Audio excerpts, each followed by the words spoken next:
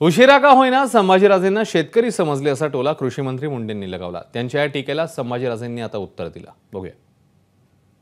आज जे फिरतायत ते 3 दिवसाच्या उन्हानं जमिनीतलं पाणी शेतकऱ्याच्या ज्या वेळेस एक थेंब पाणी नाही, जमिनीत चिखल सुद्धा वाळलाय, त्यावेळेस तुम्ही फिरताय आणि या ठिकाणी आमच्यावर आरोप करताय।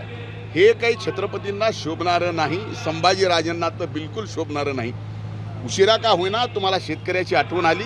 संभाजीराजा तुम्हाला राजे म्हटलं जातं, पण उशिरा आलेलं शहाणपण उशिरा का आला असं म्हणता येत नाही। पण रात्रंदिवस हा कृषी मंत्री बांधावर आहे। अनेक लोकांना वाटतं की आत्ताच निघालोय। माझा ट्रॅक रेकॉर्ड अनेक लोकांनी पाहायला पाहिजे।